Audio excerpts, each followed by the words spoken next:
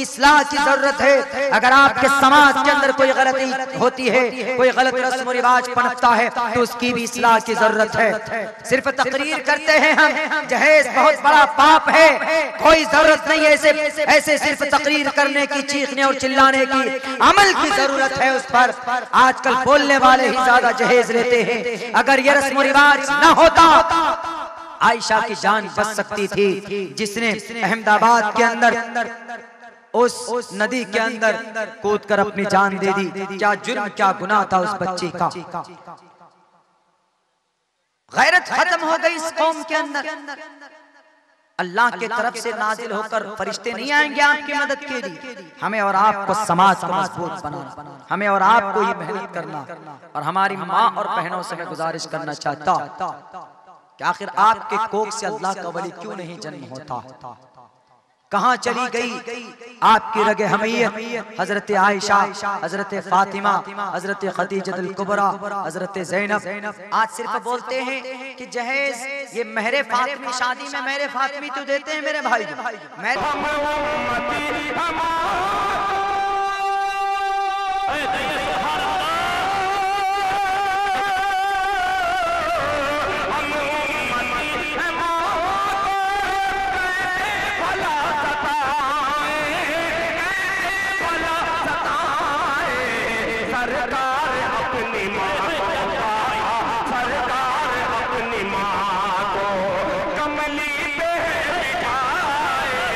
माहिर वेद कुरान तर्जमान इस्लाम जनाब हजरत मौलाना अब्दुल्ला सालिम कमर चतुर्वेदी साहब को निहायती अदब एहतराम के साथ मैं गुजारिश कर रहा हूँ कि वो तशरीफ़ लाए और नूरानी बयान से हम तमाम सामिऊन का नवाजे। इस शेर से हजरत का इस्तकबाल है कि हम मुसलमान है, हक बात सुना देते हैं।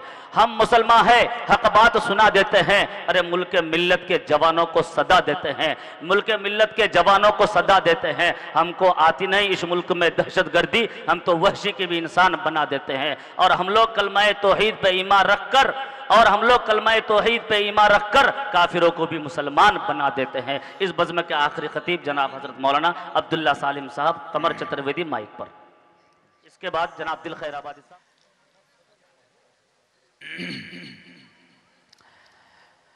अस्सलामु अलैकुम वरहमतुल्लाहि वबरकातुहू। अल्हम्दुलिल्लाहिल्लज़ी अब्दअल अफ़लाक वल अर्ज़ीन वस्सलातु वस्सलामु अला मन काना नबिय्यन व आदम बैनल माइ वत्तीन। क़ाल अल्लाहु तबारक व तआला फ़िल क़ुरआनिल मजीद इन्न हाज़ल क़ुरआन यहदी लिल्लती हिय अक़वम। वक़ाल अल्लाहु तबारक व तआला शहरु रमज़ानल्लज़ी उन्ज़िल फ़ीहिल क़ुरआन हुदल लिन्नास। क़ाल अन्नबिय्यु सल्लल्लाहु अलैहि वसल्लम खैरुकुम मन तअल्लमल क़ुरआन व अल्लमा। वक़ाल अन्नबिय्यु सल्लल्लाहु अलैहि वसल्लम क़ुल हल यस्तविल्लज़ीन यअलमून वल्लज़ीन ला यअलमून। औ कमा क़ाल अन्नबिय्यु अलैहि सलातु वस्सलाम। All praise and thanks are Allah's, the Lord of the Alameen, mankind, jinn and all that exists. You honor only the ruling judge. The day of recompense, it means the day of resurrection. You only we worship, you only we ask for help. Each and everything guide us to the right path, to the straight way. May praise be to Allah and cherisher, the sustainer of the worlds, and may the blessings and peace be upon the master of prophets, on all of his companions. The primary aim of like that program has been organized. There is nothing but some blessings from Allah subhanahu wa ta'ala. तस्मात् शास्त्रम परमानम तिकार्य अकार्य व्यवस्थितो ज्ञात्वा शास्त्र विधानोक्तम कर्म कर्तु महर्षि। ये शास्त्र विधि मुत्सुरज्य वर्तते काम कारता न सिद्धिं वाप्नोति न सुखम न पराम गतिम। न कीरस वर्तानि अधे पश्यस्य मोपरि संतराम पाद कौहर माते कौशल पको। हजरात आधी रात गुजर चुकी है, दस्तार बंदी बच्चों के सर पे फजीलत दस्तार भी बांधी जा चुकी। मुख्तसर सा प्रोग्राम और बाकी रह गया है। मैं उम्मीद करता हूँ कि इख्तिताम तक बैठकर आप इस जलसे को कामयाब करेंगे। मेरे साथियों और स्टेज पर तशरीफ फरमा मुअज़्ज़ज़ उलमाए किराम और सामने बैठी हुई हमारी समाज की माँ और बहनों और प्यारे बच्चों, कोई लंबा और तवील बयान का माहौल भी नहीं। कोशिश करूंगा कि मुख्तसर वक्त में अपनी बात पूरी कर सकूं। आपके इस जलसे में शरीक होने के लिए बहुत मेहनत और कई किस्तों में मैं आज आपके इस जलसे में पहुंचा हूं। हम रात रांची के इलाके में थे। इस वक्त कल के इस टाइम पे हम स्टेज पर रांची के इलाके में 6 बजे सुबह वहां से चले। 512 किलोमीटर दूर का सफर आपके यहाँ तक रांची से पड़ता, मगर इन 512 किलोमीटर दूर सफर करने के लिए मुझे रांची से दिल्ली जाना पड़ा और दिल्ली से बागडोगरा और वहां से फिर बाई कार आपके इस जलसे में 10:15 बजे तक मैं पहुंचा। आपके इस जलसे की ये कामयाबी की दलील है कि आपने बड़े नामवर शख्सियत हजरत मौलाना गयासुद्दीन साहब और हमारे पूरे एशिया बर्रे सगीर के अंदर अपनी आवाज की एक जादू और अपनी आवाज से एक मजबूत शनाख्त पैदा करने वाले हजरत हसन बिन साबित की सुन्नत को जिंदा करने वाले हमारे बड़े भाई दिल खैराबादी साहब आपके इस जलसे में शरीक हुए और किसी कदर मैं भी शरीक होकर मैंने भी कोशिश की कि मैं भी उंगली कटाकर शहीदों में मेरा नाम लिखा जाए। बड़ा मोतबर आपका ये जलसा है क्योंकि इस जलसे में 5 हुफ्फाज़ किराम तैयार किए गए। मेरे भाइयों, मैं जलसों में सबसे बेहतर जलसा समझता हूँ कि जहाँ पर हुफ्फाज़ किराम की दस्तारबंदी की जाती, इसलिए कि इनके सीने में 3,22,000 कुरान 3,22,000 अल्फाज ये याद कर चुके होते हैं, तब जाकर इनके सर पर दस्तार फजीलत बांधी जाती। जिस वक्त मेरी उम्र 11 और 12 साल की थी, उस वक्त हमें एहसास भी नहीं था कि हमने पूरे कुरान को याद कर लिया।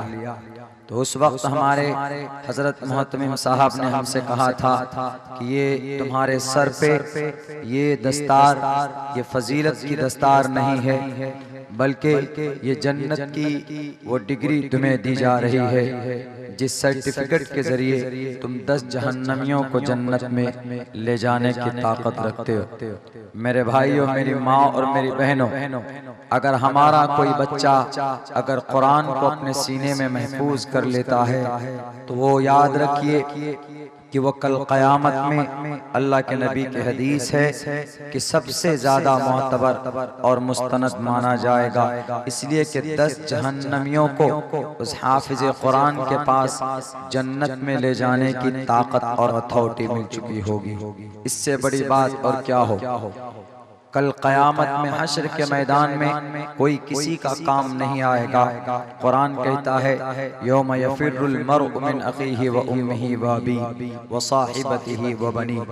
माँ अपने बेटों से और बीवी शौहर से, शौहर अपनी बीवी से, परिवार में एक दूसरे से कल क़यामत में लोग नफरत करेंगे, डरेंगे, एक दूसरे से मुंह फेरते फिरेंगे वहां पर। मगर एक नेकी की अगर वहाँ जरूरत पड़ जाए तो कोई किसी की वहाँ पर मदद नहीं करेगा। अगर माँ को भी जरूरत पड़ जाए, बेटे को एक नेकी की जरूरत पड़ जाए तो माँ चाह कर भी उसकी मदद नहीं कर सकती, बल्कि चाहेगी ही नहीं, इसलिए कि वहाँ पर हर आदमी अपनी परेशानी बोझ तले दबा होगा और पेशान अपने पसीने में, गुनाहों के पसीने में शराबोर होगा। उस सूरत में, उस हालत में, उस माहौल में सिर्फ हाफिज कुरान ही होगा जिसको अल्लाह तबारक व तआला कहेगा, और ये उस होश व हवास में होंगे कि कहाँ है 10 आदमी मेरे खानदान के कि मैं उनको जन्नत ले जा सकूं। तो हम और आप इस लम्हे को और इस चीज को मामूली समझते हैं कि एक बच्चा हाफिज कुरान बन गया। हाफिज कुरान नहीं बना, बल्कि दुनिया जिस संविधान पर टिकी हुई है उस संविधान को उस बच्चे ने याद किया। अगर भारत के संविधान को कोई याद करता है, अगर कोई उसको जानता और मानता है, तो आप कहते हो कि ये वकील साहब, ये लॉयर, ये सुप्रीम कोर्ट का लॉयर है, ये हाई कोर्ट का लॉयर है। आप उनके पास जाते हैं अपने केस का समाधान करते। लेकिन जिस अल्लाह ने पूरी दुनिया के निजाम और पूरी दुनिया का कानून, पूरी दुनिया का सिस्टम निजाम जिस किताब में मुरत्तब की हो, बताया हो, उस किताब को अगर कोई बच्चा याद कर लेता है तो अब आप ये कह सकते हैं कि पूरी दुनिया का वो वकील बनकर अल्लाह तबारक व तआला ने आपके और हमारे सामने खड़ा किया। वो अलग बात है कि हमारे जहन में, हमारे सामने उनकी फजीलत नहीं होती, उनकी अहमियत नहीं होती, लेकिन अभी तो नहीं दिखेगा। जब मरने के बाद हश्र के मैदान में जरूरत पड़ेगी, उस वक्त देखेंगे कि अपने खानदान के 10 आदमियों को अगर वो जहन्नम में भी जल रहे होंगे तो यह हाफिज कुरान जाएगा और हाथ देकर जहन्नम से उठाकर जन्नत की तरफ लेकर जाएगा। मेरे भाइयों, ये बहुत छोटी या बहुत मामूली सी बात नहीं, बहुत बड़ी बात। और फिर हमें गर्व होना चाहिए कि अल्लाह ने दुनिया में इससे बेहतरीन ग्रंथ किसी भी कौम, किसी भी मजहब को नहीं दिया। दुनिया की सारी किताबें, हजरत मूसा को जो तौरात, ईसा को इंजील और जबूर, हजरत दाऊद को और भी बहुत सारी किताबें दी गई, अंबिया किराम को शरीयत दी गई, और हिंदू धर्म के अंदर ऋग्वेद, यजुर्वेद, सामवेद, अथर्ववेद, इस तरह के धार्मिक धर्म शास्त्र भी उनमें बाज़ाब्ता मुदव्वन किए गए और मुरत्तब की गई। वो किताबें रामायण, महाभारत, गीता के नाम से भी हमारे सामने आती है, और बाइबल मता मरकज़ के नाम से भी हमारे सामने आती। लेकिन आज तक दुनिया के अंदर कोई भी किताब महफूज नहीं है और उसके तालीमात भी मजबूत नहीं। सिर्फ यही एक कुरान है कि जिसका निज़ाम जिस अंदाज में 1450 साल पहले अल्लाह तबारक व तआला ने नाजिल किया था, आज तक वैसा ही है। और हमें यकीन है, सूरज की तरह, सूरज की रोशनी की तरह हमें यकीन है कि क़यामत तक ये कुरान इसी तरीके पर होगा।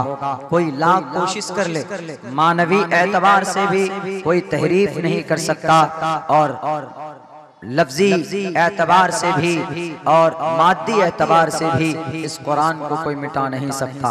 बहुत कोशिश की गई है। बशारुल असद, असाम बशारुल असद मुल्की, आपको याद होगा, मुल्क शाम का एक बहुत बड़ा जालिम प्रेसिडेंट गुजरा, कई करोड़ लोगों की हत्या उसने की है। उसने कोशिश की थी इस कुरान में अल्लाह के नाम के जगह पर अपना नाम उसने दाखिल करने की कोशिश की, लेकिन अल्लाह ने उस जालिम बादशाह को इस सफ़े हस्ती से मिटा दिया। क्या नहीं है इस कुरान में? दुनिया वाले पूछते हैं कि इस कुरान में क्या नहीं। अभी कुछ दिनों पहले एक मजबूत तंजीम, भारत की एक फस्ताई तंजीम, उनके एक लिटरेचर में लिखा हुआ था कि मुसलमानों के पास जो कुरान है, इस कुरान को हम भारत से खत्म करेंगे, और जब ये कुरान खत्म होगा तो इसके मानने वाले खत्म हो जाएंगे, और जब इसके मानने वाले खत्म होंगे तो टोपी दाढ़ी वाला भी नजर आना बंद हो जाए। इन मदारिस का वजूद खत्म कर दे। और शुरुआत कर दी है आपके आसाम की धरती से। आपके मदारिस को बंद करने की बात की जाती। उत्तर प्रदेश के अंदर तहकीकात जारी, इन मदरसों के ऊपर एलिगेशन लगाने की वजह और रीजन क्या? सिर्फ एक कि इन मदरसों के अंदर कुरान पढ़ाया जाता।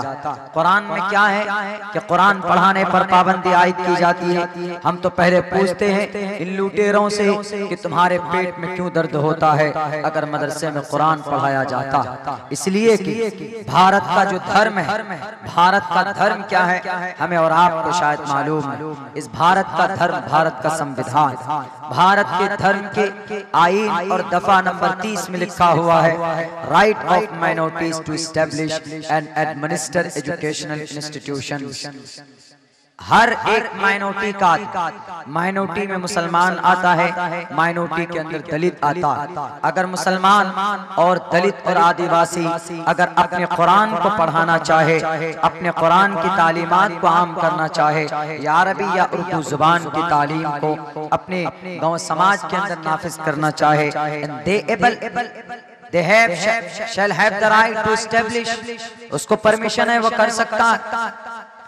जब भारत का संविधान हमें कहता है, जब भारत का जो धर्म है उस धर्म के अंदर आईन और दफा के अंदर ये बात लिखी हुई है, तो हम पूछेंगे बड़े अदब के साथ इन लोगों को जो लोग हमारे मदारिस में ताले लगाने की बात करते हैं कि तुम्हारे पेट में क्यों दर्द होता। वो कहते हैं कि जनाब हम इस कुरान को मिटाना चाहते हैं, तुम मिट जाओगे, कुरान नहीं मिटेगा। अंग्रेज से बड़े ताकतवर तुम नहीं थे, हिटलर से बड़े ताकतवर तुम नहीं थे, जलालुद्दीन अकबर से बड़े ताकतवर तुम नहीं थे।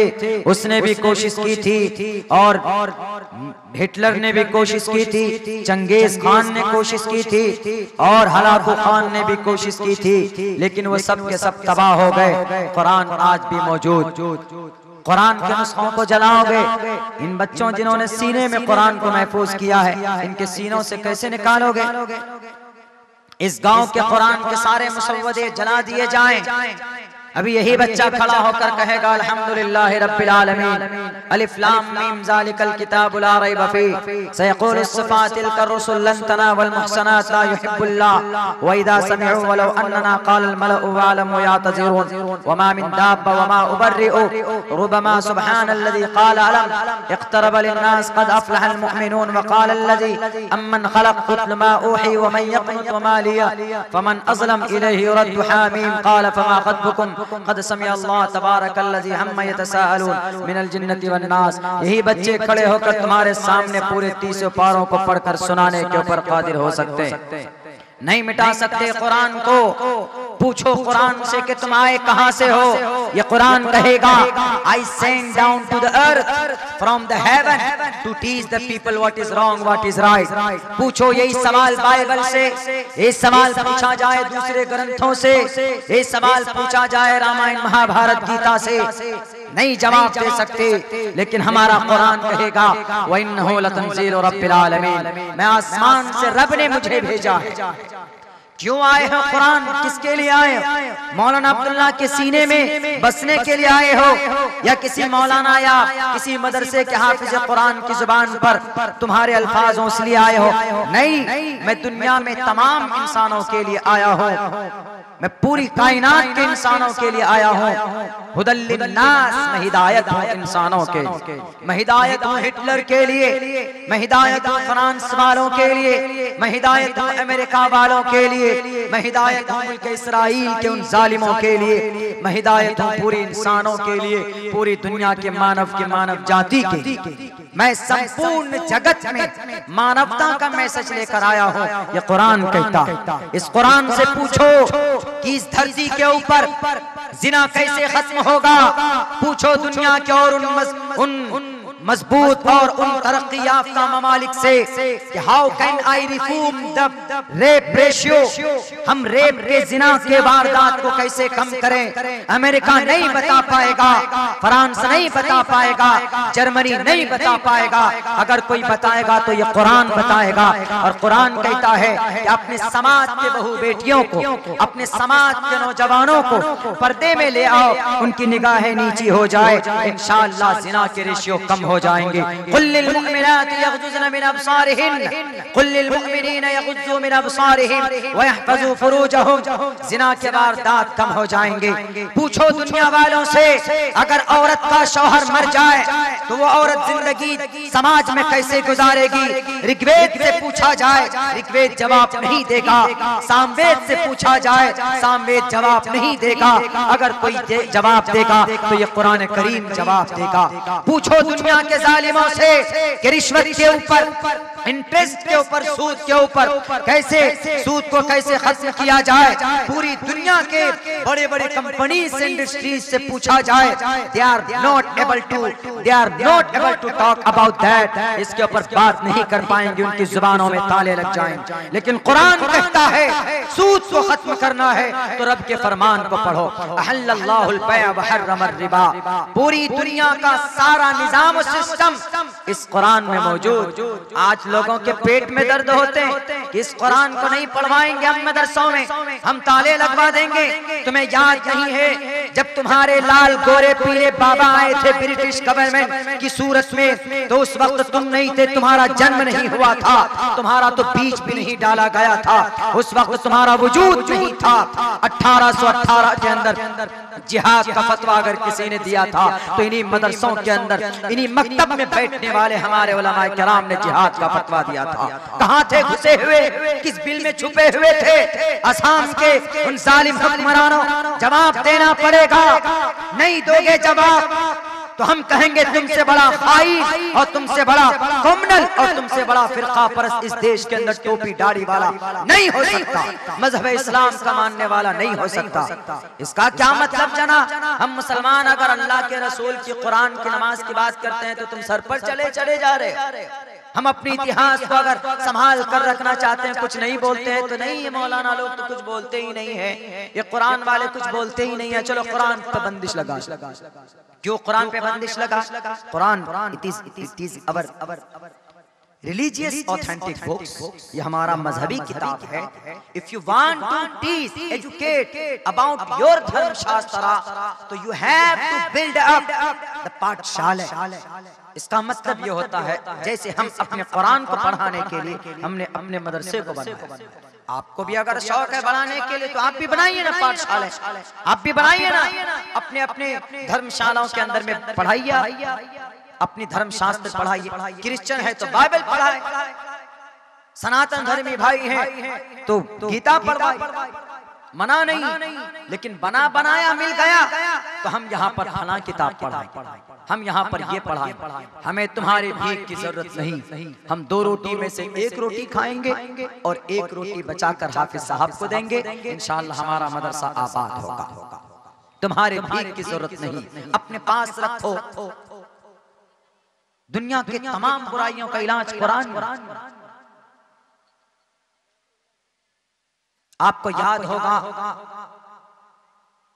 कि 6 हिजरी में जब कुफार और मुशरिकीन के मजालिम बढ़ गए, किनके ऊपर? सहाबा किराम पर।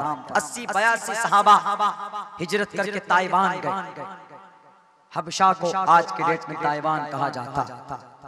मुल्क हबशा पहुंचे तो वहां का जो क्रिश्चियन बादशाह था उन्होंने पनाह दी, लेकिन पीछे से 2 कुफ्फार और मुशरिकीन के चेले पहुंच गए। उन्होंने कहा ये भगोड़े हैं, भगोड़े, ये गुलाम है जो भाग कर आए।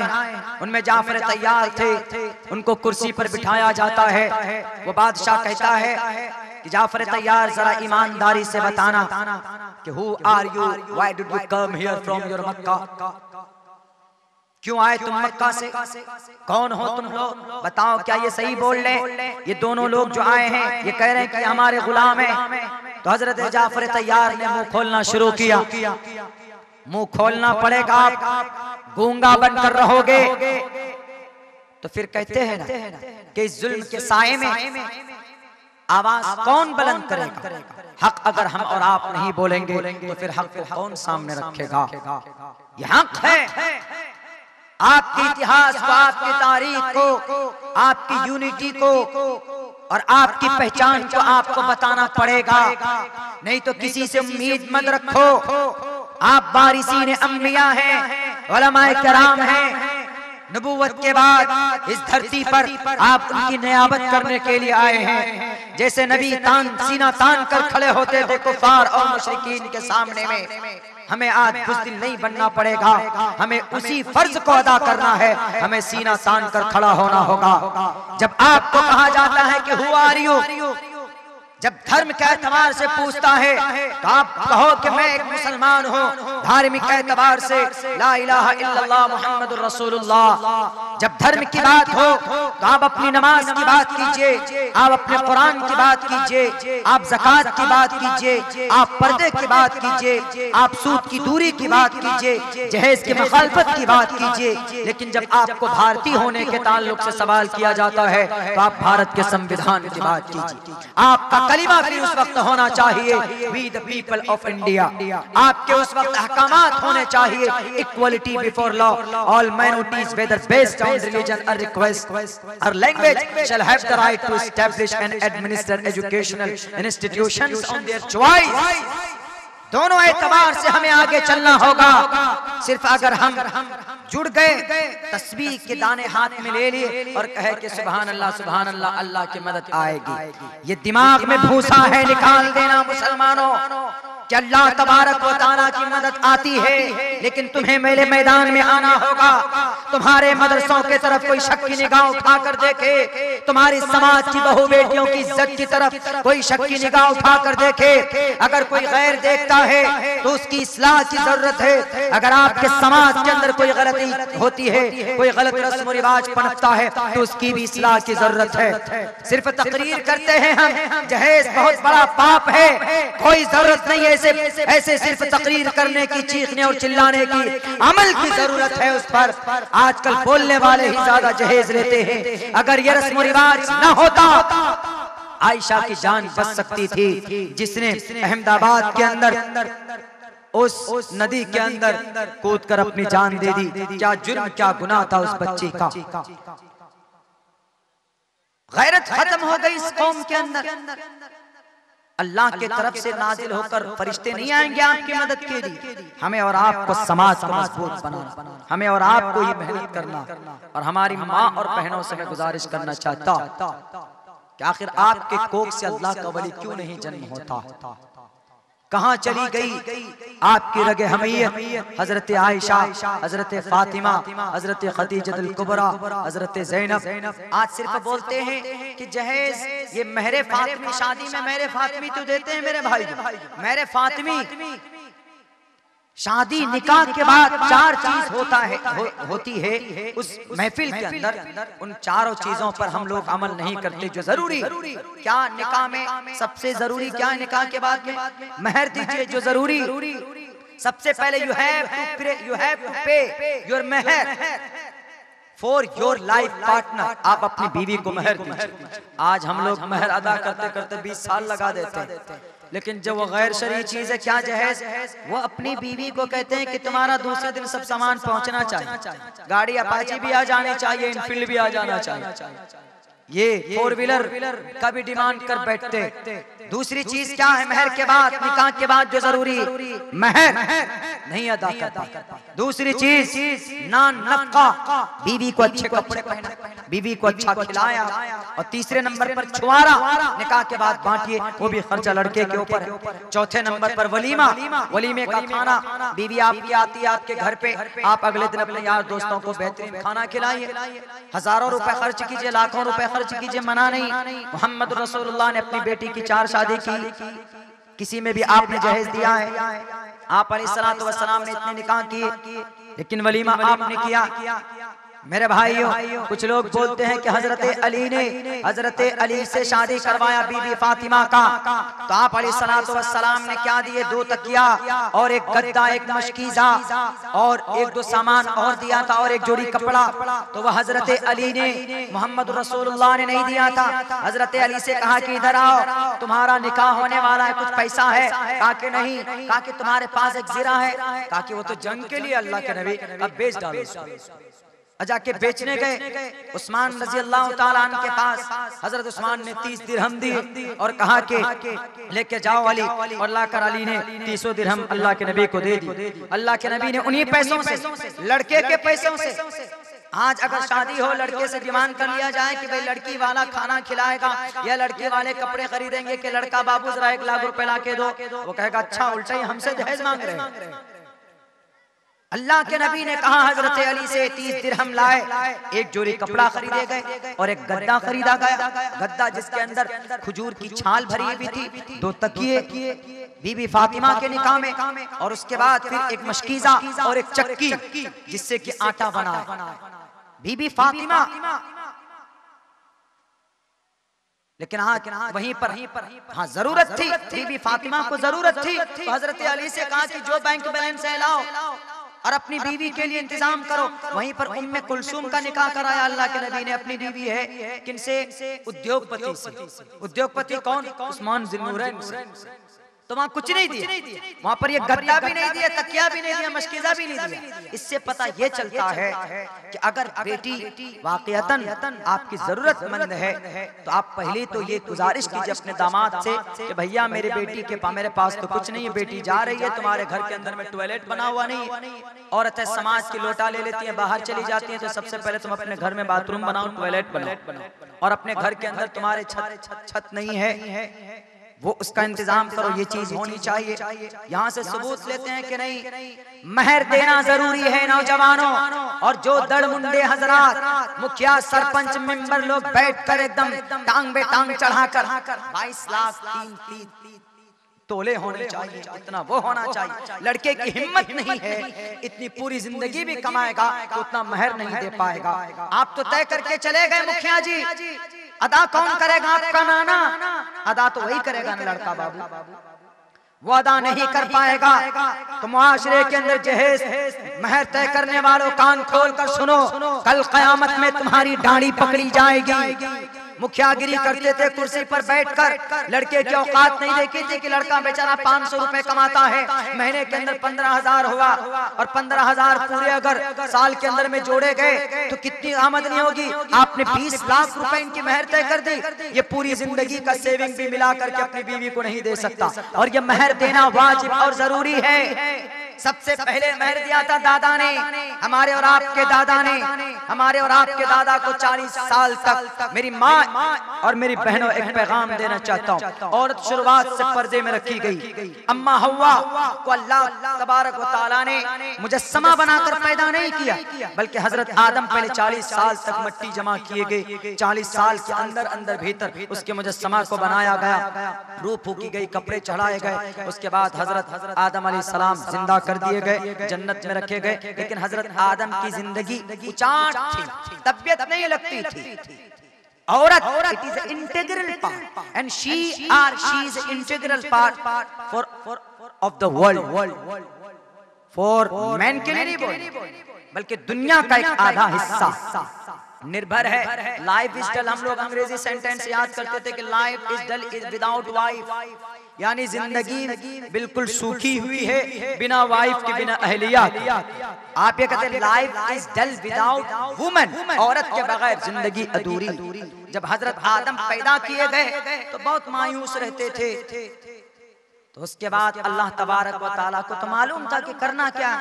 सोए, कपड़ा डाले गए, हजरत आदम के ऊपर कपड़ा डाला गया बाएं पसली से साइड में। जब वो उठे तो देखे कि एक खूबसूरत पर्दे में मलबूस अम्मा हव्वा, खूबसूरत वहीं से, ऐसे नहीं कि शक्ल खोल करके बाहर बैठी हुई, नहीं, पर्दे में मलबूस बैठी। हजरत आदम ने देखा कि ये खूबसूरत परी क्या है, छूने की कोशिश की। अल्लाह ने कहा कि डोंट टच हर, उसको मत छुओ अभी। क्यों? महर। अब अल्लाह कह रहा महर दो, तभी तुम टच कर सकते हो। ये अल्लाह क्या महर दें, मेरे पास तो कुछ भी नहीं। कहा कि महर एक मर्तबा दरूद शरीफ मेरे आखिरी नबी पर पढ़ दो, वो तुम्हारे लिए महर हो जाए। तब दरूद शरीफ पढ़ी गई, तब जाकर उनका निकाह हुआ। और वहीं से बाएं पसली से, क्यों बाएं पसली में दिल, और औरत दिल पे जगह पकड़ती, बेटी है तो दिल से प्यार करती, बहन है तो दिल में जगह पकड़ती, और आपकी बीवी है तो दिल में जगह पकड़ती, माँ है। अल्लाह के नबी ने कहा कि काश ऐसा होता कि मैं इशा की नमाज के बाद नफिल नमाज की नियत बांध लेता, और फिर मेरी माँ आवाज देती, मैं फौरन नफिल तोड़कर मैं माँ के कदम के पास आ जाता। औरत दिल में जगह पकड़ती, इसलिए दिल से पैदा किया। तफसीर इब्न कसीर ने लिखा, औरत को इतना सम्मान आज तक किसी धर्म के अंदर नहीं दिया गया जितना सम्मान के कुरान ने दिया है, इस्लाम ने दिया। शुरू से पहले से पर्दे में पैदा की गई। आज हमारी माए बहन एकदम वो सावरिया और वो गाउन 24-24, 25-25 हजार के एक संदूक हमारी गाड़ी में किसी ने रखा, गाड़ी के पहिए बैठ गए। हमने पूछा कि भाई है क्या इस संदूक? 24 किलो वजन है। बोला 24 किलो वजन है, 38,000 रुपए इसकी तनख्वाह, ये कीमत है। हमने कहा है क्या? बोला एक ही सूट है, वह है सावरिया। अल्लाह ने अगर आपको दी है तो आप 24,000 नहीं, मैं कहता हूँ कि 50,000 की पहन। लेकिन एक बात याद रख कि वो चीज फिर आपकी ज़कात भी उस पर वाजिब हो जाएगी, इसलिए कि वो लिबास में नहीं है, उसके अंदर पता नहीं कितने सारे स्टोन्स लगे होते हैं, चांदी लगे होते हैं, चांदी का क्या क्या लगा हुआ होता है। हमने कहा कि भाई कैसा लिबास है? उन्होंने कहा कि एयरपोर्ट पे जा रहे थे तो लगेज में, जब हमने लगेज में बाद में डाला और ये 15 किलो ही अलावा है, हवाई जहाज में आप जाएंगे तो 15 किलो ही आप संदूक में डाल सकते। हमने कहा कि 24 किलो तो कैसे किया? बोला हमने यही लगाया आइडिया, उसको पहन ही लिया, हमने पहन लिया। आप उन्होंने औरतों को अल्लाह तबारक व तआला ने अकल व दिमाग दिया, लेकिन अपने दिमाग का, अपनी कॉमन सेंस का अपने समाज में, अपने घर के अंदर इस्तेमाल कीजिए। तो आयशा जैसी हमारी बेटियां नहीं खत्म होती। हमारे बच्चों को, बेटों को सबसे ज्यादा जहेज का डिमांड माए बहनें करती। अब मेरा बेटा तो मास्टर है, मेरा बेटा तो डिग्री होल्डर है, इसको तो 4 व्हीलर चाहिए। हमारी अम्मी बोलती मेरा बेटा तो ऐसा था, इसको जन्नत की परी मिली। कभी ऐसा होते बोलते हैं तुम्हारे बाप ने क्या दिया इसको? वही अपाची खपाची दे दिया, उससे क्या होने वाला?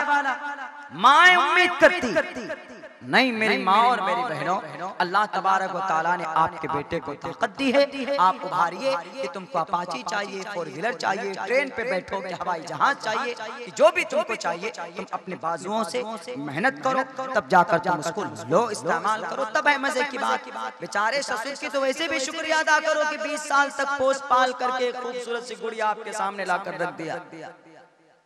ये होना चाहिए, लेकिन वो बेटी मर गई, चली गई इस दुनिया से, उसकी कभी कुर्बानी कभी भी रायगा नहीं होगी। मुझे यकीन है समाज के नौजवानों, अगर आपकी रगे हमियत नहीं फड़की इस वाक़े से, अगर आपका माँ बाप उम्मीद करता है कि हमारा समधी कुछ देगा, तो अपने माँ बाप को कहो कि आपकी जिंदगी निकल चुकी है, अल्लाह ने मुझे ताकत दी है, मैं मेहनत करूंगा, मैं किसी भी समाज की बहू बेटी को सामान के साथ नहीं लाऊंगा, बल्कि उससे निकाह करूंगा, सिर्फ उसके साथ उसके सिर्फ हमारे साथ वो लड़की आएगी, उसके साथ कोई सामान नहीं आएगी। ये संकल्प लो, तब जाकर बात बनेगी, नहीं तो पहले से इस्लाम बदनाम है। एक दो और हमारे समाज की बहू बेटी जाकर साबरमती नदी में कूद गई तो इस्लाम का वैसे भी लोग तो नजरों में लिए हुए और कहेंगे कि देखो कितना गलत सिस्टम है। नौजवान शराब पीते हैं, नौजवान जहेज लेते हैं, बेटियां इनकी मर रही है, इसलिए अपने इस्लाम को बदनाम होने से बचाओ। आपको अल्लाह ने जवानी दी, सिर्फ इस नियत से अगर आप शादी करो कि मैं जहेज नहीं लूंगा, क्योंकि इस्लाम के अंदर अल्लाह के नबी ने इसको मना किया है, तो कल क़यामत में आपकी गर्दनें कितनी लंबी होंगी। मेरे भाइयों, ये पैगाम हमारे मदरसों से उलमाए कराम हम तक पहुंचाते हैं। अगर हम सही रहे तो हमारे मदारिस की तरफ, हमारे शरीयत की तरफ कोई निगाह उठाकर देखने वाला कोई नहीं होगा। कोई माए का लाल नहीं हुआ ऐसा पैदा जो हमारे कुरान के ऊपर तहरीर कर सके, जो हमारे मदारिस के ऊपर ताले डाल सके। अगर आप सही हैं, आपके मुंह में जुबान है, तो हम कह सकते हैं अगर कोई हमारे मदरसों को बंद करने के लिए आएगा, क्यों बंद करोगे मदरसों को? मुजाहिदीन पैदा होते हैं, उलमा पैदा होते हैं, सुलहा पैदा होते हैं। इस धरती के ऊपर बड़े बड़े नाम मर लोग।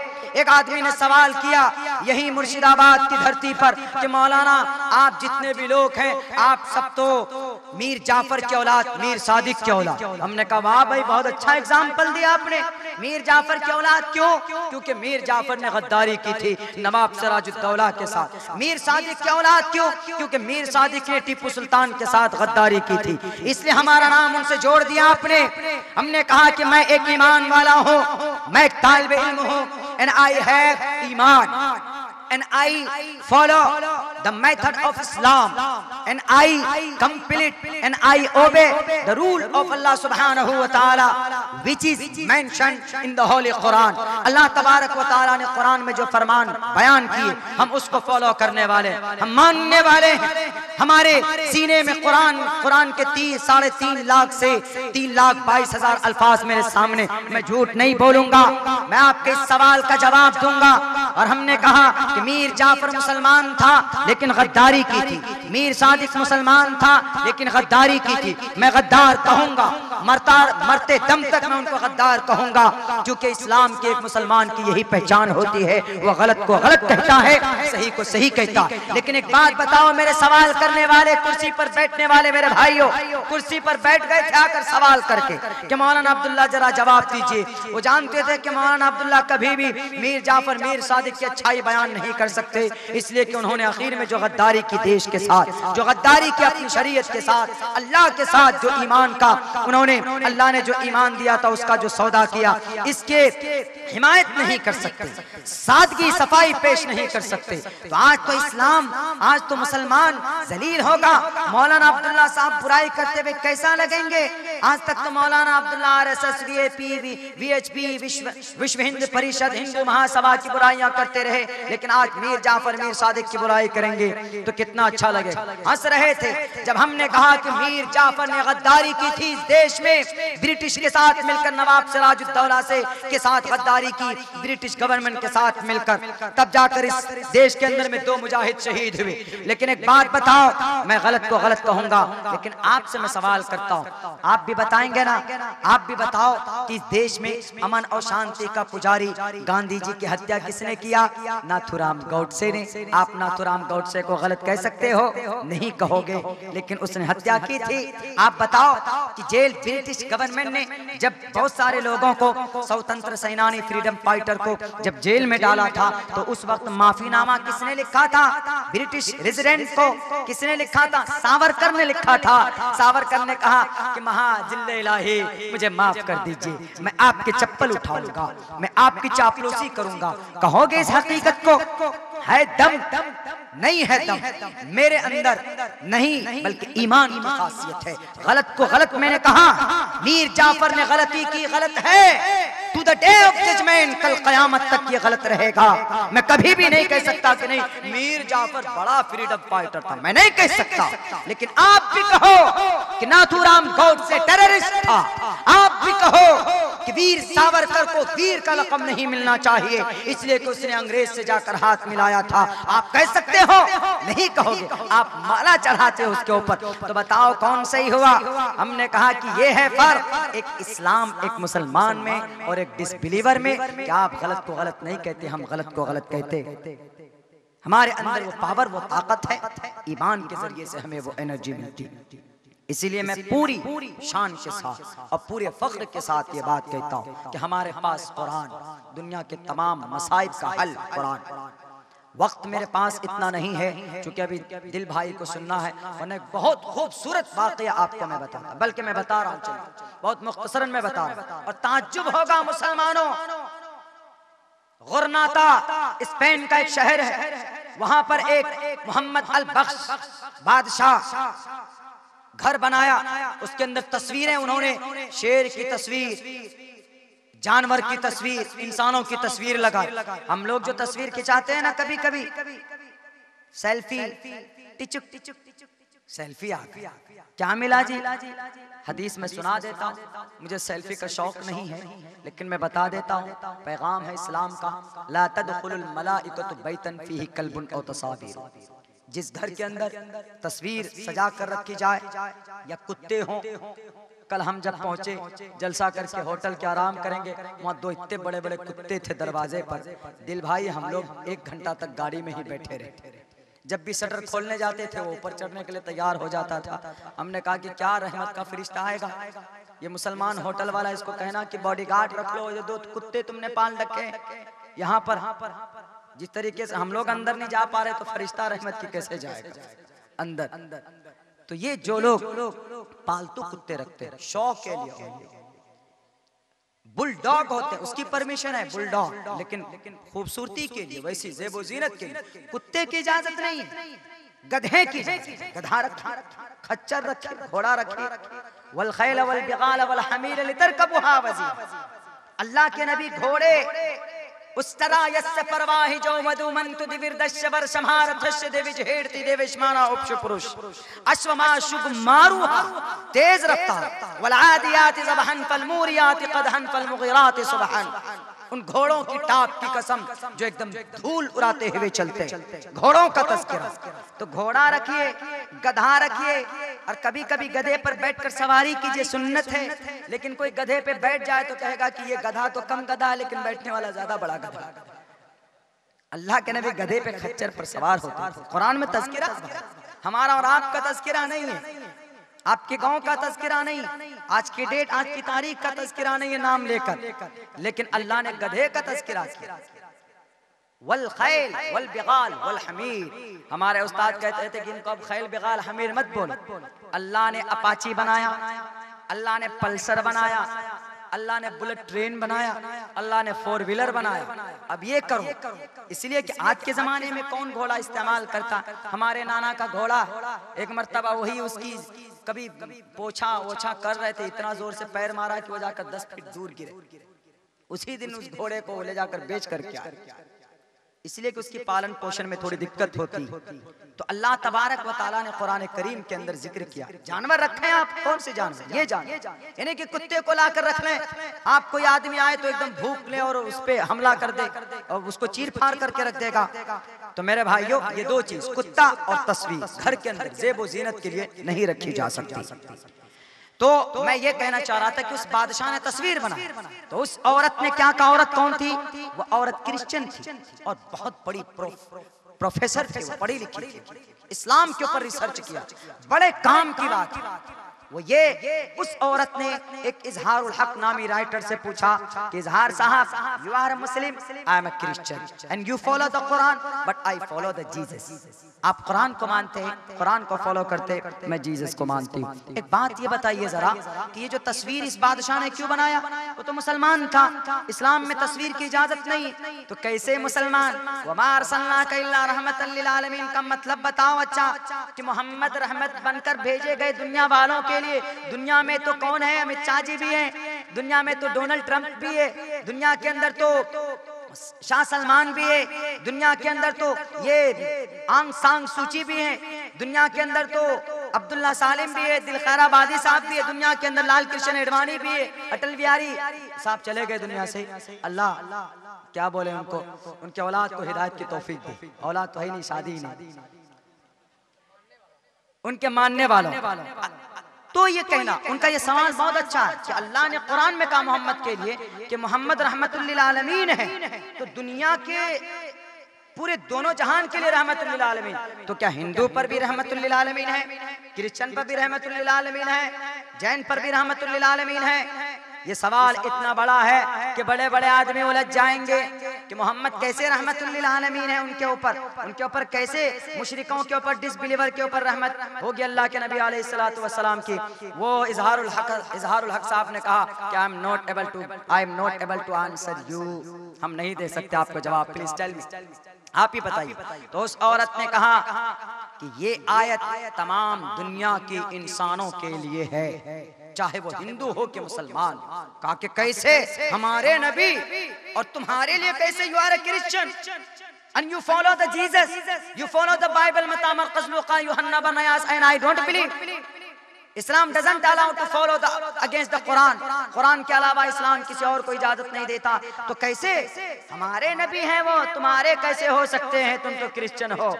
तो मेरे भाइयों, अकली दलील देखिए इसकी क्या है। उन्होंने कहा कि आई बिलोंग टू अमेरिका, मैं अमेरिका क्यों?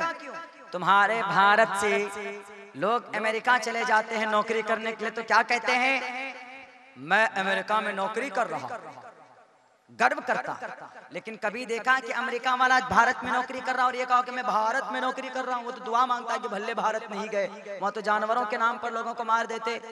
जानवरों का आधार कार्ड बनाने में फ्री बन जाता, आदमी का आधार कार्ड बनाने में पैसे लग जाते। जानवर का घर बनाने में 2 लाख रुपए का फंड रिलीज किया जाता है और आदमी का घर बनाने के लिए 1.5 लाख रुपए देते। इसलिए अमेरिका वाला कहेगा कि तुम्हारा मुल्क तुमको मुबारक। गर्व करते हम अमेरिका जाते। क्यों? अमेरिका चले गए, यूरोप चले गए, लंदन चले गए और हम चले गए वेस्टर्न कंट्रीज के। गर्व करते हैं। क्यों? पैसा ज्यादा, कामयाबी है। अपने आप को एनआरआई कहते हैं। एनआरआई बच्चा हमारा फॉरेन में रहता है, दुबई में रहता, कुवैत में रहता। तो बताइए क्या इसका मतलब है कि वहां पर खुशहाली है? तो आपके भारत में क्यों नहीं? आपके मुसलमान यहाँ खुशहाल क्यों नहीं? अब देखिए उस औरत का सवाल। उन्होंने कहा कि आपके नबी ने क्या कहा कि यतीमों को माल दो। जो आदमी दौलत वाला है, जिसको अल्लाह ने पैसा दिया है, यतीमों के ऊपर खर्च करे। आपके भारत के अंदर उद्योगपति लोग पैसा खर्चा करते हैं? नहीं करते। हमारे अमेरिका में करते। आपके भारत के अंदर अगर किसी को अल्लाह दौलत दे दे तो 5-5 नौकर रखता, लेकिन हमारे अमेरिका में अगर कोई करोड़पति है तो वह चप्पल भी खुद से सीधा करता, वो अपना कपड़ा भी खुद से धोता। अंग्रेज लोग कभी भी नौकर नहीं रखता। अंग्रेज लोग कभी भी अपने घर के अंदर गुलाम नहीं रखता। अंग्रेज खुद अपने हाथ से खाना बनाते। उन्होंने कहा कि आपके नबी ने क्या कहा कि झूठ मत बोलो, और आप लोग झूठ बोलते हो, छोटी छोटी बात पे झूठ बोल देते हो। लेकिन हमारे वेस्टर्न कंट्रीज में चले जाओ, हमारे बच्चे झूठ नहीं बोलते, हमारे बच्चे धोखा नहीं देते। आप चले जाओ, आपके यहाँ बताओ, आपके सरकारी जो खजाना है, वृद्धा इंदिरा आवास कहाँ जाता है? वो मुखिया मेंबर के पॉकेट में जाता है, गरीबों के हक में तो नहीं जाता। हमारे अमेरिका में चले जाओ, हमारे अमेरिका के अंदर 95% गरीब को घर बना कर दिया जाता है बैतुल माल यानी सरकारी फंड के जरिए से। तुम्हारे भारत में नहीं दिया जाता। तो बताओ इन चीजों पर किसने अमल किया? अमेरिका वालों ने। फरमान किनका था? मोहम्मद रसूलुल्लाह का फरमान था। अमल कौन कर रहा है? भारत के मुसलमान अमल नहीं कर रहे हैं, बल्कि इस पर अमल कौन कर रहा है? अमेरिका वाला अमल कर रहा है। मैं खुद एक क्रिश्चियन हूँ, मैं कभी झूठ नहीं बोलती हूँ, मैंने किसी को धोखा नहीं दिया है आज तक। वो अलग बात है कि मैं जुबान से ना कहूँ कि मैं मोहम्मद को मानती हूँ, मोहम्मद पर ईमान लाती हूँ, लेकिन इतनी बात जरूर है कि हमारे यूरोप कंट्रीज में जो इस्लाम के फरमान पर अमल किया जाता है, आपके मुस्लिम ममालिक के अंदर अमल नहीं किया जाता। मेरे भाइयों, अंग्रेज लोग कभी भी जहेज नहीं लेते, हम मुसलमान लोग जहेज लेते। अल्लाह के नबी ने कहा कि जहेज मत लो, निकाह आसानी के साथ करो। अल्लाह के नबी ने क्या कहा कि आसानी के साथ दूसरों के साथ खैर खाही का मामला करो। तुम्हारे यहाँ करते नहीं, हमारे यहाँ करते।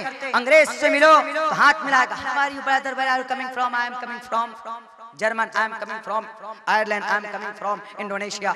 हंस के बात करेगा, एकदम हंस की, मुंह के अंदर मुस्कुराहट होगी अंग्रेजों के। लेकिन आप किसी मुसलमान से हाथ मिलाइए तो मुंह इतना टेढ़ा करेगा कि ऐसा लगता है कि जैसे कि चेहरे पे 12 बज रहे हैं। ऐसी हालत है। नबी की सुन्नत पर कौन अमल कर रहा? अमेरिका वाला। तो खुशहाल कौन होगा बताओ? इजहारुल हक साहब, उस औरत का ये सवाल, खुशहाल कौन होगा? अल्लाह के नबी का फरमान है, इस धरती पर जो भी नबी के तरीके को अपनाएगा वो दुनिया में जरूर कामयाब होगा। आज हम लोगों ने छोड़ दिया तो हमारे मदरसे पर ताले। ये बता देंगे हम इन लोगों को जो हमारे मदरसे पर आवाज उठाते हैं, हमारी शरीयत को बदलने की बात करते। पहले हमें अपने आप को बदलना होगा कि जो अहकाम, जो शराइत, जो सुनन है, जो अतवार अखलाक हैं, मोहम्मद रसूलुल्लाह को हमें अपनी जिंदगी के अंदर पैदा करना होगा। इंशाअल्लाह जैसे वेस्टर्न कंट्रीज वाले आज दंदना रहे हैं, तरक्की के तरफ बढ़ रहे हैं, क्योंकि उन्होंने नबी के तरीके को अपनाया है तो वह आगे बढ़ रहे हैं। जो भी का तरीका अपनाएगा दुनिया में स्ट्रॉन्ग होगा, कामयाब होगा। मरने के बाद उसको जन्नत ना मिले वो अलग मामला है, लेकिन दुनिया में जरूर कामयाब होगा। मेरे भाइयों, हमारे नबी पर, हमारे कुरान पर हमसे ज्यादा एतमाद ये वेस्टर्न कंट्रीज वाले करते, ये अमेरिका वाले करते, ये लंदन वाले करते, और हम लोग पीछे हैं जनाब। हम लोग सिर्फ गोश्त खाने में रह जाते हैं, मछली पकाने में रह जाते हैं। हम लोग एक दूसरे के खिलाफ बुराई करने पर रह जाते हैं। चाय की दुकान पे बैठेंगे तो एक दूसरे के खिलाफ बुराई शुरू कर देंगे। क्या अल्लाह के नबी की हदीस नहीं है, ला यदखुलुल जन्नत क़त्तात? अंग्रेज एक दूसरे की बुराई नहीं करता कभी भी। चाय की दुकान पर बैठकर चाय और पान नहीं चबाता है, वो कभी भी नहीं देखा होगा आपने।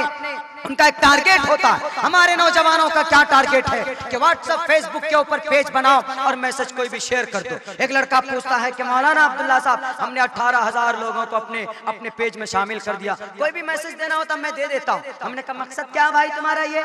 बोला कि बस ऐसे ही इंकलाब पैदा करना। हमने किस चीज का इंकलाब पैदा करना? क्या इंकलाब देना चाहते हो? डू यू ऑफर सलाह एवरी डे? नमाज पढ़ते हो डेली? नहीं। हमने कहा it's your great responsibility, Allah created you only to pray to Allah सुब्हानहू व तआला। अल्लाह इसलिए आपको पैदा किया था कि आप अल्लाह की इबादत कर पाए। क्या ये व्हाट्सएप में मैसेज बनाते हो, ग्रुप बनाते फिरते हो और पेज बनाते फिरते हो? टारगेट फिक्स करो। राजनीति के मैदान में आना चाहते हो तो टारगेट फिक्स करो। बड़ा बड़ा कद्दावर मंत्री संतरी आपके कदमों में झुकेगा। अगर आपको तिजारत के मैदान में आना है तो तिजारत का टारगेट फिक्स करो। इंशाअल्लाह 10,000 से तिजारत शुरू करेंगे, अगले 10 साल के अंदर 10 लाख के अंदर तब्दील होगा। अगर आपको पढ़ना है एजुकेशन के फील्ड में, टारगेट फिक्स करो कि right now I am running, I am a student of 8th class, इंशाअल्लाह I want to be fight, I want to success my achieve in goal in my future. Civil services की तैयारी करो, एक target बनाओ, तब देखना तरक्की आपके कदम चूमेगी। हमारे नौजवान की कोई टारगेट नहीं, कोई फ्यूचर प्लान नहीं, बस खाना, टिचुक करके सेल्फी लेना, कान में लीट लगाना, बैठ करके फिल्में देखना, लॉलीवुड टॉलीवुड की हीरोइन के कमर की वो ठुमके देखना, ये हमारे नौजवानों का मुकद्दर बन चुका। मेरे नौजवानों, तबाह हो जाओगे, तबाह। अगर आपने अपनी जिंदगी का मकसद सामने नहीं रखा, अगर आपने इबादत में टारगेट फिक्स नहीं किए कि मुझे 5 वक्त की नमाज पढ़नी है, मुझे ये काम करना है, मुझे ये काम करना है, तो मैं आपको लिख कर देता हूँ पत्थर पर, कयामत तो आना आसान है लेकिन आपके अंदर तब्दीली नहीं आ सकती है। अगर आप किसी नेता के कहने पर डर जाओगे तो बुज़दिल बन जाओगे। अल्लाह ने आपको ताकत दी है, अल्लाह ने आपके अंदर ईमान की ताकत रखी है। अपनी आवाज तो बुलंद करना सीखो। अगर आपके मदरसे को कोई बंद करता है तो कहो कि मौलाना कासिम नानोतवी ने अंग्रेज का मुकाबला किया जो कि मदरसे से निकले हुए थे। मौलाना अब्दुल रशीद अंग्रेज का मुकाबला किया, मदरसे से पढ़कर निकले हुए थे। शाह अब्दुल अजीज ने जिहाद का फतवा दिया, मदरसे से पढ़कर निकले हुए थे। शाह वलीउल्लाह मुहद्दिस देहलवी ने तलकीन की थी जिहाद के बारे में, मदरसे के अंदर पढ़ा रहे थे। मौलाना फजल हक खैराबादी ने, ये लोग कौन थे? इन्हीं मदरसों से निकलने वाले थे। कभी बोल पाओगे जब आप अपना लाए अमल तैयार करोगे, जब आपको नॉलेज होगी तभी आप बोल पाओगे। नहीं, अगर ऐसे रहे तो कोई फायदा नहीं। इसलिए मेरे भाइयों, रात तो बहुत हो चुकी है, अब मेरी भी बैटरी डाउन हो चुकी है, क्योंकि दिल भाई भी बैठे, मैं भी इनको सुनना, मैं इनका बहुत बचपन से बहुत पुराना मैं इनका फैन हूँ, मैं इनके अशार बहुत पसंद करता हूँ। बहरकैफ इतना ज़रूर है, मेरा यही एक टारगेट है कि मैं तब्दीली पैदा करूं नौजवानों की फील्ड, और जिस कौम की नौजवान के अंदर अंगड़ाई आ जाए, तब्दीली आ जाए, वो कौम को तरक्की के दरवाजे पर और रास्ते पर आने में कौम देरी नहीं लगती। और हमारे नौजवानों का आजकल कोई फ्यूचर प्लान। मैं एक एग्जाम्पल देता हूँ थोड़ा सा। मैंने 2.5-3 साल पहले एक तहरीक शुरू की थी मैंने अपने इलाके में, मैं किसी का नाम नहीं ले रहा, लेकिन मैं कह रहा हूँ कि मेहनत जब आप करते हैं तो बड़का जो उद्योगपति होता है ना, वाके बैठता है आपके कदमों में। हमने 2.5 साल तक मेहनत की, अल्लाह ने ऐसा मजबूत फील्ड बनाया वहां पर कि बड़े बड़े तुर्रम खाकर बोले, मौलाना हमने एक रोज कहा कि क्या गरीब खाने में आते हैं सर आप लोग? बोला कि ये गरीब खाना है। बड़ा यहाँ मिनिस्टर आकर के झुक रहा है इस वक्त में, ये हम नहीं, मौलाना के सामने नहीं, बल्कि मैं ये समझता हूँ कि मेरी 2.5-3 साल की वो मेहनत थी कि जिसकी वजह से अल्लाह तबारक व तआला ने हमें वो इज्जत दी। तो आप भी अगर मेहनत करें किसी भी फील्ड में, ये नहीं कह रहा हूं कि एक ही फील्ड में जाएं। देखिए, सियासत में जाना चाहें तो आपकी पर्सनल चॉइस, सियासत में एक टारगेट तय करें कि हमको क्या करना है, आप उस फील्ड से अच्छा काम कर सकते हैं। और अगर आपको एजुकेशन फील्ड में आना है तो आप एजुकेशन के अंदर टारगेट बनाएं कि भाई हमको MBA करना है, MA करना है, ग्रेजुएशन किया है, BTech करना, फला करना, ये करना, वो करना, टारगेट फिक्स कीजिए। सिविल सर्विसेज में आने की कोशिश कीजिए, DM SDM बने, लॉ एंड ऑर्डर मेंटेन होगा तो इंशाल्लाह जरूर आपको कामयाबी मिलेगी। या अगर तिजारत के मैदान में आना चाहते हैं, अंबानी अदानी कितने पैसे खर्चा किए थे? अनिल अंबानी का जो दादा था वो कोल्ड ड्रिंक के ठेले लगाता था, आज कहाँ है वो? मेहनत की उसने, जो मेहनत करेगा वो पाएगा। हमारे अररिया शहर के अंदर 2-3 शॉपिंग मॉल बने। हमने कहा कि ये लोग तो यहाँ के हैं नहीं। बोला कि मौलाना अब से 25 साल पहले ये लोग ठेले में चड्डी और बनियान बेचते थे, बनियान वगैरह पहले बेचा करते थे, पहले तो वैसे कंधे में ले जाके बेचते थे। बोला ये उन्हीं की औलाद आज आधे अपने शहर के अंदर कब्जा कर चुके। कोई भी चीज, कोई भी काम छोटा नहीं होता और कोई भी काम बिना मेहनत के सफल नहीं होता। आप 5-10 हज़ार रुपए से काम शुरू कीजिए, इंशाल्लाह लगन के साथ कीजिए, मेहनत के साथ कीजिए तो आप आगे बढ़ेंगे। हमने भी अपनी जिंदगी के कुछ टारगेट फिक्स किए थे 10 साल का, लेकिन अल्लाह ने 6-7 साल के अंदर वो टारगेट हमारे काम पूरे किए। और मेरी उम्मीद है, बल्कि मेरा एक मिशन है कि आगे जहां तक हो सके कि मैं इंशाअल्लाह काम करूंगा। अमली एतबार से आपको मैदान में आना है। आप सबको अल्लाह से दुआ करते हैं कि अल्लाह तबारक व तआला हम तमाम मुसलमानों को कहने सुनने से ज़्यादा अमल की तौफीक अता फरमाए। बहुत बहुत शुक्रिया। अस्सलाम वालेकुम। आप हजरात मुतमईन बैठे रहें। ये